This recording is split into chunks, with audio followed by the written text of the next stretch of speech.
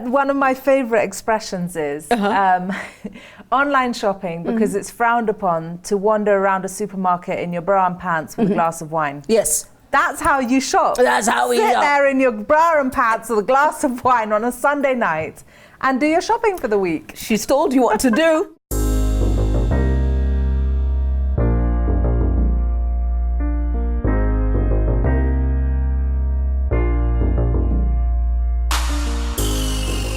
Welcome back to my channel, and yes, we're having conversations with amazing women. The woman sitting next to me is Juju, and you need to find what Juju does that is amazing, just in the sheer boldness of it, at grinspoon.co.ke. I am having cheese. If you have to be told you can buy good cheese, and this is all Browns from Grinspoon, what, you need a map? It is implied. I'm having some. Oh, by the way, it's real. Tell me about, you told me meat is your biggest seller. I'm so in shock. However, I've looked at your beef. Now I know I'm ordering. I saw salmon. I saw trout. What do I need to know? Because your site has grown. And if I have to do all the navigation myself, I'll go nuts. What would you like me to try? So what we've done with the site is try to break it down. Yes. So you can go straight to dairy and then subcategories under that. Meat, subcategories under that. Cellar.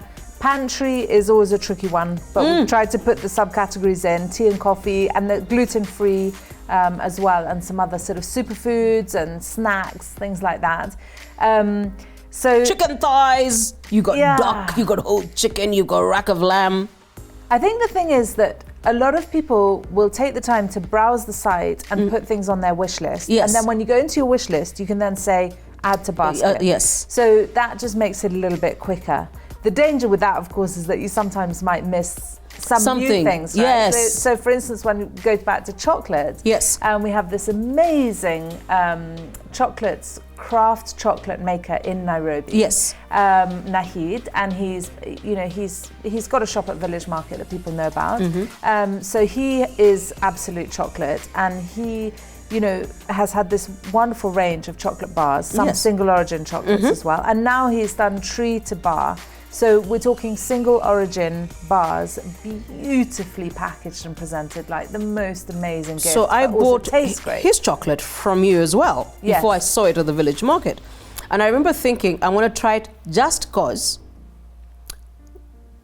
since we're here and we're buying food online, let's just buy chocolate. Yes. And then, this is what nobody tells you. The first time you taste real chocolate, and I have nothing against commercial chocolate, but the first time you taste real chocolate, you're like, wait, I have been conned before. and with absolute chocolate, and especially there's one he does with a bit of pepper, chili in it.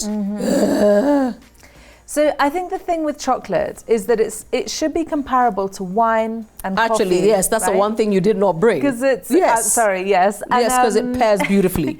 It pairs beautifully, but not only that, it's defined by region. So if you have a single origin Madagascan chocolate, it'll taste very different to single origin Tanzanian.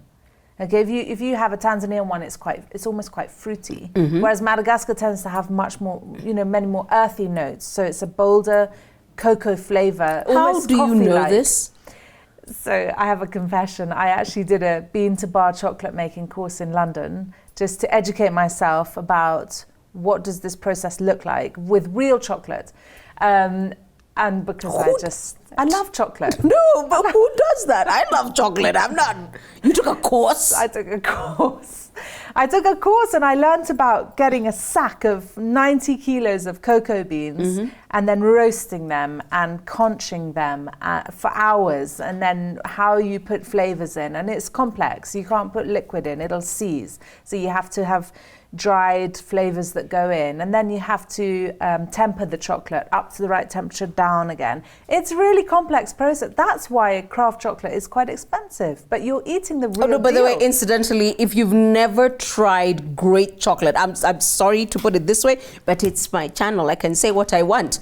try the absolute chocolate. I mean, pick any. I think I've tried all of them. Yeah. So there's the chocolate. Let's talk about the wine, because this is the other one, the favorite son. Yeah. It's a Chardonnay. So I told her, if you're coming, bring cheese, bring wine, bring a Shiraz, bring a Chardonnay. Now you know my problems. Yes. Yes. So the wine has been a really interesting journey, because we felt like, I knew that we needed wine, right? We have great food, you need wine. Yes. And not thought about it like that. Yes. Yes. Always. So with the wine, again, we started off with quite a small offering, and now it's grown. I think you had 8 bottles. And now it's grown into this massive cellar. But the thing is that there are different wines for different things, right? Yes. So you've got your 1,000 shilling-ish wine that's very drinkable, and that's your kind of everyday. If you're someone like me, get home, glass of wine, deal with the kids. And take then you the edge off. Yeah, take the edge off. And then you go all the way up to some pretty expensive wines, which are going to make lovely gifts or for really special occasions. So we do gifts. Hampers as well. Yes, and actually Christmas. it's on the site. It says gift what? Yeah, gifts. I think it's just called gifts. Actually. Yes, yeah, and then you create your stuff. Yeah, and we do a really nice wooden box, because I want it to be something that's used again and again and again. And and we fill it up with. I mean, can you think of anything nicer at Christmas? I usually want that. I pack these boxes, and I'm like, I really want this. I know what you mean. So you can curate a beautiful kind of box of wine and chocolate and cheese. And around Christmas time, we've got all the specials like mince pie and stollen and Christmas cake and things like that. So people put together these beautiful hampers that we deliver around town at Christmas time. And you're the one behind the driving. I'm not in necessarily a year. I'm not going to be driving. In a year. There's something I've just seen on your site that I think you need to tell me about. It says Castle Farms French bacon, nitrite and nitrate-free. Yeah, What's this that? is an interesting story, because I don't know if you remember, but about a year ago there was an article in The Guardian in the UK that basically said bacon is killing you. And we all said, we will die happy. The Kenyans were like, whatever. But I have a few expat customers, and one of the husbands called me and he said, I'm having a crisis. My wife has told me we're never allowed bacon again. What am I going to do? And he said, have you read the article? So I read the article and I said, leave it with me, Chris. I'll give Highland Castle Farms a call. So I call the pig farmer up there, and they also, they turn it into the products right from pig all the way through to your mince or whatever. And I had a chat and I said, I've got a customer who's really interested in nitrate and nitrate-free bacon. Is it even doable? So the issue is the nitrite and nitrate. Yes, according to that article. Okay. So, and I'm not a scientist, and I'm not. So anyway, but this was the particular issue. So I said, is that even possible? And he said, oh my God, I've actually been experimenting, but I just assumed there was no market for this because who would want it? And I said, I think I've got the market. We'll sell it. I'd like to sell it.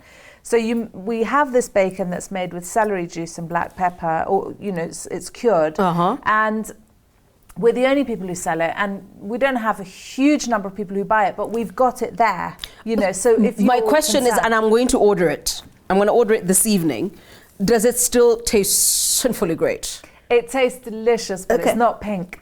Okay, so that's what really? we've all become accustomed to, right? All right, tell me. Of course, because that's what the nitrate... Exactly. Okay. So that's why things like salamis and so on look so pretty. But if things are naturally cured, they have a sort of slightly more brown appearance, which can be a bit off-putting. You're like, hang on, what kind of bacon is this? But the flavour is all there. Oh, really? Yeah. I'm going to order some. And, if you're concerned about those, that's what we're here for as well. Like, I started Grinspoon because of Saskia, and I didn't want to put any nasties in her body. So that's, that's a big part of what we do. Like, some things have to have her child. She's noted... I'm drinking, she's not, but she's the one not explaining things. Yeah, exactly. This was because of your baby daughter? Yes, my baby daughter, exactly. So, we really try to avoid where possible. It's not always possible, and not all additives and preservatives are a disaster. Yes. But where possible, and also when customers ask us for something like this kind of bacon, we think it's really exciting to see, is it possible? And let's see if there's a market here. So Then what happens after that, the snowball effect, is kind of that our suppliers say, I've got something new I want to try. Can we put it on the platform and see what happens? Before we're going to try it, and then we're all going to tweet about it and say, give us that one with the celery juice and Yes. black pepper. Yes. You know I'm going to try it. You see what you think. It's not everybody's taste, but then that's the same with everything in life, right? You're 3 years old. Please be honest. Grinspoon has gone from zzz to bloop. Because I know every time I log on, I'm like, what has she done now? Where are my things? Because there was a time I'd go into pantry and I'd be like, that jar, that one, this one, 2 of these. And you'd bought the whole offering, everything we had. I bought everything you have, other than meat, because I just never bought meat from you. Now I get on, I'm like, we need to sit down. In fact, we will need wine. Yes. We will need wine. That's the best way to shop. That's the best way to shop. And then I get a little okay, wait. And then I go away. And then I get a notification saying, you didn't finish shopping. I'm like, no, you don't understand. My brain froze. So one of my favorite expressions is online shopping, because it's frowned upon to wander around a supermarket in your bra and pants with a glass of wine. Yes. That's how you shop. That's how we sit shop. there in your bra and pants with a glass of wine on a Sunday night and do your shopping for the week. She's told you what to do. Now I'll tell you where to go. Grinspoon.co.ke. Note, every time she receives an order in the evening, she'll be like, you sitting there in your bra and panties and a glass of wine. I am having the interloper. And now that you're going away, we're going to open the favorite son. Happy shopping. Thank you, Juju. Pleasure. Thank you very much. In a year, I will have you back here. Thank you, Caroline. Let's see whether your smile is that bright. Stop driving. Stop delivering. Thank you. Okay.